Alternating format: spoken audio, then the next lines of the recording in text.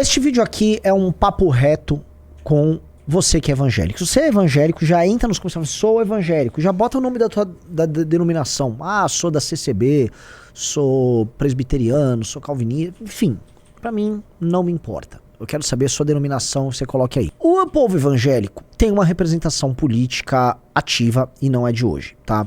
Há pelo menos quase 30 anos você começou a ter representantes evangélicos e especialmente ao longo dos últimos 15 a 20 eles começaram a se avolumar. A bancada evangélica, que era pequena, ela começou a se tornar grande e hoje é das bancadas temáticas a segunda mais comentada. Mas será que ela é tão importante?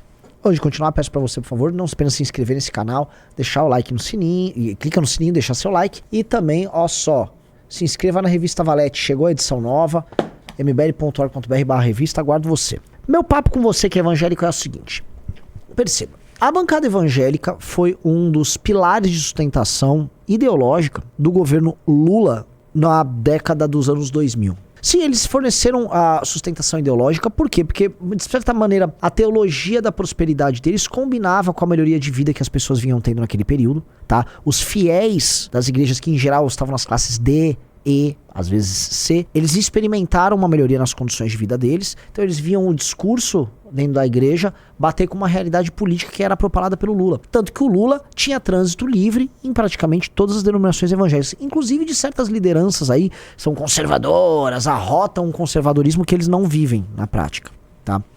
Obviamente estou falando de certos pastores de denominações neopentecostais aí que têm comportamentos pouco, vamos dizer, elogiáveis, né? Da nossa parte.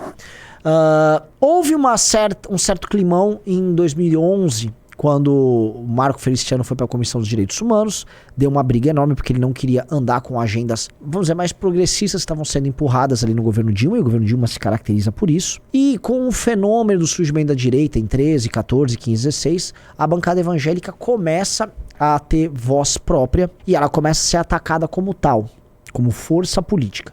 A esquerda começa a considerar o pentecostalismo e, vamos falar assim, o fenômeno evangélico no Brasil como um perigo fascista. No caso, eles usavam o termo fascista. São pessoas fundamentalistas. Ah, esses fundamentalistas religiosos. Ah, e o fundamentalismo, isso e aquilo, né? Obviamente que isso é um mero discurso por parte da esquerda, porque a esquerda quer ter a igreja para si.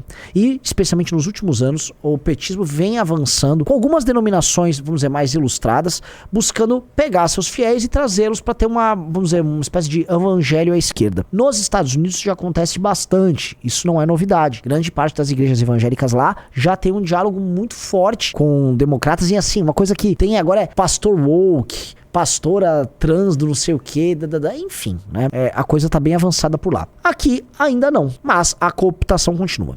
A diferença é que, vamos dizer assim, grande parte dos pastores e dos líderes religiosos de denominações neopentecostais, eles enxergam não só a política, mas a relação com os fiéis como um modo de enriquecimento, tá? E, apesar de terem, vamos dizer, tecido loas ao bolsonarismo, dizerem que estavam transformando o Brasil no país de Cristo, junto com o Bolsonaro, não sei o quê, então logo o PT entra no poder e o PT começa a controlar o orçamento, aí essa turma começa a pular. Diz, opa, como assim? Como assim? Se tem orçamento, eu também quero. Sou filho de Deus. E na prática, em poucos meses, o partido principal do universo evangélico político no Brasil, que é o Republicanos, ele começou a sentar com o PT. Pra falar a verdade, já no segundo mês de governo Lula, as conversas já estavam avançadas. E uma das garantias que o senhor Marcos Pereira solicitava da parte do governo federal era: me dê espaço no governo e me apoie para a construção da minha candidatura a presidente da Câmara, que em troca eu pacifico esse universo evangélico e, vamos dizer, vou desmontando essa oposição natural que as pessoas imaginavam que ia ter. Ou seja, bolsonarista e bancada evangélica votando junto. Qual o padrão que temos? Um arrefecimento e uma tentativa de acordo o tempo todo. Se a gente for lembrar no PL 2630, que é o PL da censura, a bancada dos republicanos queria votar com o governo. Votou a favor da urgência e nós do MBL pressionamos tanto, alertamos tanto, que a pressão foi gigantesca. Vocês que nos acompanham aqui no canal viram isso e a gente conseguiu ali virar eles. Mas por quanto tempo? Percebam uma coisa. O tempo foi passando, Lula indica Zanin pro STF. Quem foi que, vamos dizer, de forma muito efusiva trabalhou pra colocar ele lá? Bancada evangélica. Damares, o cara da Madureira, acho que é Cezinha da Madureira. Até a turma lá do pastor Silas Malafaia começou a comprar. Ah, o novo cristão aqui da parada é o Zanin. O advogado Lula é cristão. cristão, ele tem valores cristãos. Foi Kim Paim lá, não, Kim Paim, o cara lá não é woke, não sei o que, enfim. Montaram toda a brincadeira, e inclusive o Zanin, de forma muito bacana, não toma lá, dá lá, ele retribuiu essa turma, indo agora querer investigar o Bolsonaro por conta de declarações consideradas violentas e que citavam ódio durante as eleições de 2018, tá? Pra você ver como, assim, esses acordos que o Bolsonaro costuma fazer com outros não costumam ser muito inteligentes, né? Zanin passou, o Republicanos ajudou, os evangélicos endossaram, e agora nós estamos enxergando outro movimento. Muitos caras do Partido dos Republicanos evangélicos estavam na CPI do MST. A CPI começa a avançar, começa a dar resultado. É uma CPI que tinha parlamentares de direita superiores aos parlamentares da CPMI do dia 8. Kim Kataguiri é um exemplo, e o Salles e o Zucco outros. É um time muito superior ao time que estava na CPMI do dia 8.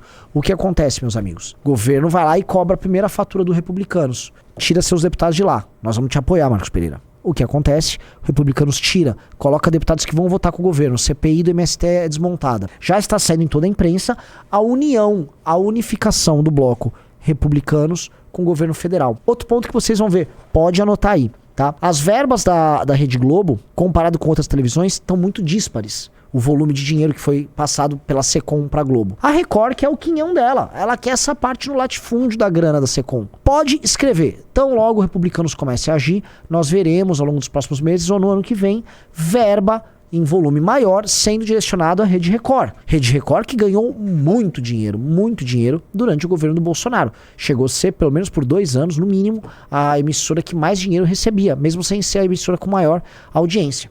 Agora ela quer me der papai. Não pode ficar assim. É ou não é, meus amigos? O pessoal não vai gostar, não. Então, você vai ter que lidar, você que é evangélico, você que nos acompanha aqui, com os representantes da tal bancada da Bíblia, que falam muito da Bíblia, mas gostam mesmo do saquinho de prata que o Judas tinha em mãos. Você vai ter que lidar com essa traição. O problema, você que nos acompanha é uma pessoa instruída. A pessoa que está aqui no MBL é uma pessoa, em termos intelectuais, abençoada, tá?